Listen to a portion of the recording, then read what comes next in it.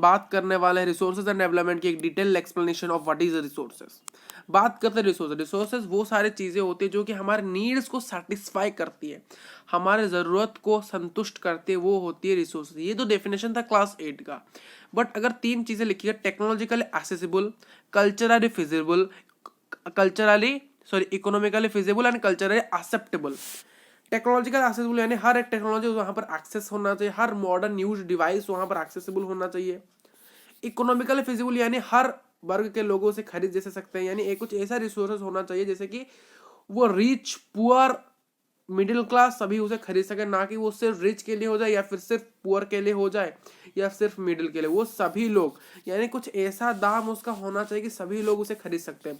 तीसरा cultural acceptable, सभी culture के लोग, सभी रिलीजन उसे एक्सेप्ट जैसे कर सके। ये नहीं थी कि आपने कुछ ऐसा चीज बना दिया जैसे कि हिंदू लोग छूते नहीं है, कुछ ऐसा बना दिया कि क्रिश्चियन उसे खरीदेंगे नहीं, कुछ ऐसा बना मुस्लिम उसे देखते ही नहीं है। तो ये होना नहीं चाहिए। तो ये टेक्नोलॉजी, हर टेक्नोलॉजी पर एक्सेसबल होना चाहिए, हर इकोनॉमी, हर एक मतलब कॉस्टली फ्रेंडली होना चाहिए, यानी कॉस्ट फ्रेंडली, यानी कुछ ऐसा कॉस्ट होना चाहिए उसका जिसके सभी लोग खरीद सके। जैसे हम कहते हैं इको फ्रेंडली, यानी एनवायरनमेंट में वो फ्रेंडली रहे, यानी एनवायरनमेंट को हार्म ना करे, उस पर कॉस्ट फ्रेंडली, यानी सभी लोग के कॉस्ट के अंदर वो आ सके, बजट के अंदर आ सके, और वो एक्सेप्टेबल, सभी लोग उसे जैसे कि एक्सेप्ट कर सके, हाँ कि एक चीज है जिसे हम एक्सेप्ट करते हैं, वही को हम कहते हैं रिसोर्स। तो आपको अगर आप ये पॉइंट सिर्फ लिखोगे, ऊपर वाला पॉइंट, तो आपको आधे मार्क मिलेंगे, ये 3 पॉइंट लिखोगे तो आपको 2 मार्क मिलेंगे। अगर ये क्वेश्चन 2 मार्क का आता है तो इसे सिर्फ लिखोगे तो 1 मार्क, इसे लिखोगे तो 1 मार्क। अगर 3 मार्क का क्वेश्चन ये क्वेश्चन आता है व्हाट इज रिसोर्सेज, तो सिर्फ इसी पॉइंट को अगर लिख के आओगे तो 1 मार्क, और ये लास्ट के अगर 3 पॉइंट नहीं लिखोगे तो 2 मार्क कट जाएंगे। तो तीनों पॉइंट को, इतने 4 पॉइंट को लिखना है। बेसिकली आपके बुक में एक पैराग्राफ है वो लिखा गया, बट आप ऐसे लिखोगे तो बढ़िया लगेगा। फिर बात करते हैं रिसोर्सेज के बारे में, एक और पार्ट जो प्रोसेस होता है ट्रांसफॉर्मेशन ऑफ चीजों की, यानी इंफॉर्मेशन की जब ट्रांसफॉर्मेशन की जाती है एनवायरनमेंट के अंदर, वो 3 चीजों के इंट्रैक्शन से होती है। पहला नेचर के अंदर हम टेक्नोलॉजी को यूज करेंगे। देखिए नेचर क्या करता है, देखिए नेचर हमें वो चीज को देता है। देखिए हम हमारे रिसोर्सेस कहाँ से लाते हैं, रिसोर्सेस हम नेचर से लाते हैं, यानी नेचुरल रिसोर्सेस से लाते हैं। जब उस नेचुरल रिसोर्सेस को हम टेक्नोलॉजी के थ्रू क्या करते हैं, ह्यूमन मेड रिसोर्सेस बनाते हैं, उस टेक्नोलॉजी को हम टेक्नोलॉजी यूज करके, देखिए नेचर से चीज आया, जब आया तो वहां पर हमने टेक्नोलॉजी को यूज किया, टेक्नोलॉजी यूज करने पर वो क्या बन गया, ह्यूमन मेड रिसोर्सेस। और जब हमने उसे इंस्टीट्यूशन में कहीं बेचा या फिर इंस्टीट्यूशन में स्टोर किया तो वो हो जाएगा ह्यूमन रिसोर्सेस। यानी 3 चीजों की, यानी ह्यूमन बीइंग 3 चीजों से इंटरेक्शन करता है, यानी ह्यूमन बीइंग्स इंटरेक्ट विद, देखिए ह्यूमन बीइंग नेचर, प्रकृति के साथ क्या करता है, इंटरेक्ट करता है। कैसे, टेक्नोलॉजी और इंस्टीट्यूशन को बना के, जिसकी अगर देखिए हम अगर नेचर के साथ इंटरेक्ट नहीं करेंगे तो रिसोर्सेस हमारे पास नहीं आएगी। अगर रिसोर्स नहीं आएगी तो टेक्नोलॉजी नहीं आएगी, इंस्टीट्यूशन नहीं बनेंगे और इकोनॉमिकल डेवलपमेंट नहीं होगी।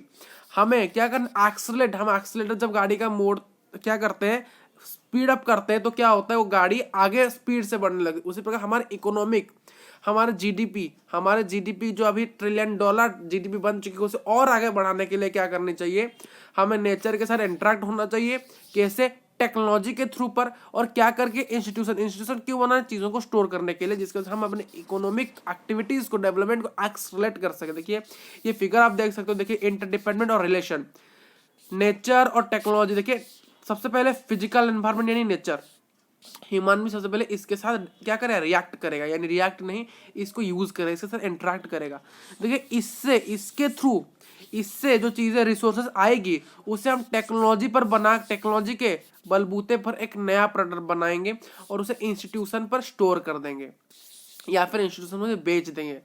इसे आप समझे, ये रिसोर्सेस है, यहां पर हमने उसने मॉडिफाई किया, यहां पर बेच दिया, यानी ये क्या है, प्राइमरी रिसोर्सेस। ये क्या है, सेकेंडरी, ये क्या है, टर्शियरी। यानी प्राइमरी है नहीं नेचर, यानी आप इसे समझ सकते हैं, प्राइमरी हो सकता है, ये सेकेंडरी, क्योंकि यहाँ पर हम उस चीज को मॉडिफाई कर रहे हैं, हमारे रिसोर्स को मॉडिफाई कर रहे हैं टेक्नोलॉजी के थ्रू पर, फिर इसे बेच रहे हैं इंस्टीट्यूशन में, आप ऐसे समझ सकते हो।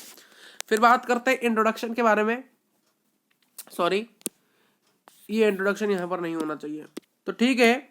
और कुछ क्वेश्चन आता है, क्या आप सोचते हो कि जो रिसोर्सेज ये कि एक फ्री गिफ्ट है, जैसे कि हमें कोई दे देता है, कोई हमसे कुछ ना लेता है, कुछ ना देता है, हमें एक गिफ्ट देता है, हम सोचते हैं फ्री गिफ्ट है, क्या रिसोर्सेज हमारा एक फ्री गिफ्ट है? जो क्या हम बहुत लोग इसे अज्यूम करते हैं, क्या रिसोर्सेस हमें जो ये फ्री में सारी चीज़ें मिली है, क्या हम रिसोर्सेस जो जंगल है, जो चीज़ें हमें नेचर से मिलती है, क्या ये फ्री गिफ्ट्स है? तो आपको ये आंसर कुछ इस प्रकार से लिखना है 2 पॉइंट्स के अंदर। ये 2 पॉइंट्स को आप 3-4 पॉइंट में तोड़ के लिख सकते हो।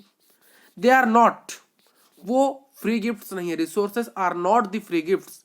रिसोर्सेस क्या है? हमारे फंक्शन है, ह्यूमन एक्टिविटी, यानी हमारा एक हिस्सा है, वो हमारे गिफ्ट नहीं है। गिफ्ट यानी क्या होता है? हमें कोई दिया है, उसको वो जरूरत नहीं थी, शायद वो हमें दे सकता है। गिफ्ट यानी वही समझते हैं ना, गिफ्ट यानी क्या?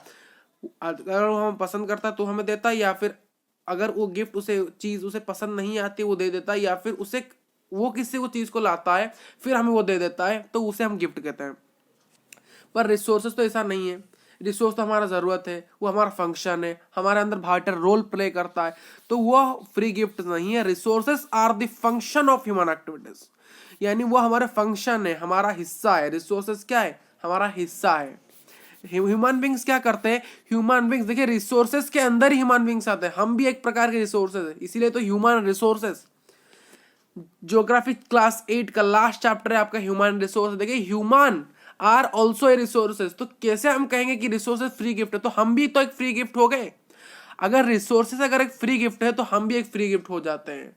तो इसीलिए हम एक कंपोनेंट है रिसोर्सेज का। इसलिए रिसोर्स जैसे कि हम कहते हैं मिल्की वे गैलेक्सी, उसके अंदर हमारा सोलर सिस्टम, उस सोलर सिस्टम के अंदर हम ये नहीं कह सकते सोलर सिस्टम यूं ही आ गया।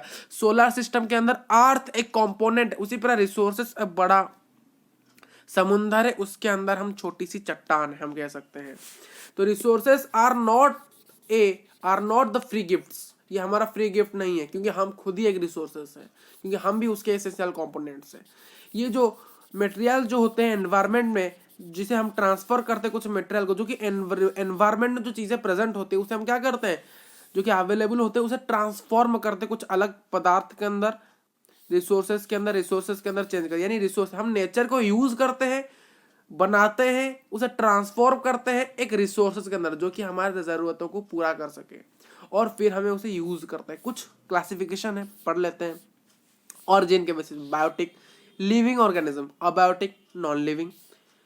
एग्जिस्टेबिलिटी, रिन्यूएबल यानी हमारे धरती के अंदर वो चीज अनलिमिटेड है, अब जितना उसे यूज करो वो खत्म नहीं होगा। रिन्यूएबल यानी अनलिमिटेड, जितना यूज करता हो खत्म नहीं होता है, फिर यूज करो खत्म नहीं होता, फिर यूज करो खत्म नहीं होता है।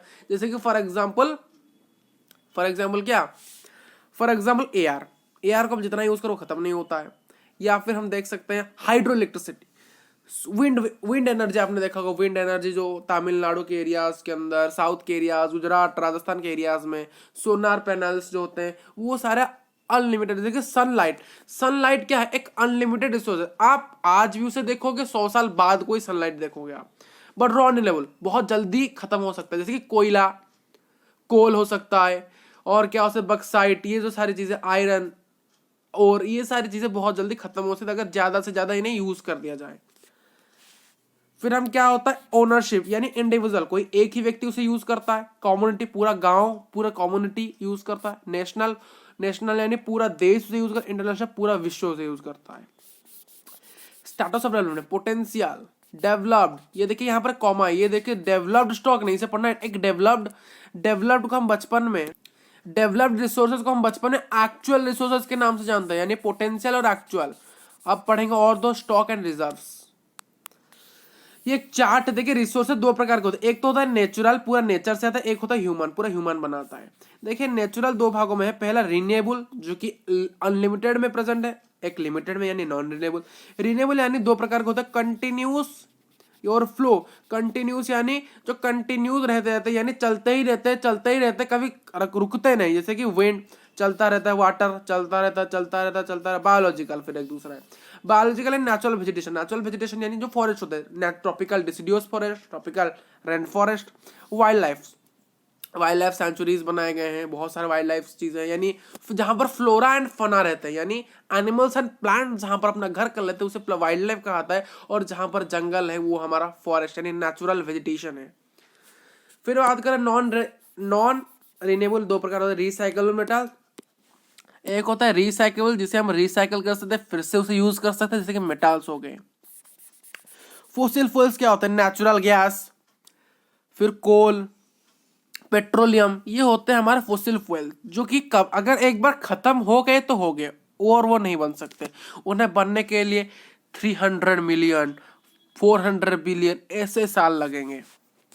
ह्यूमंस, पहला स्ट्रक्चर्स एंड इंस्टीट्यूशंस और एक क्वालिटी एंड क्वांटिटी के बेसिस पर।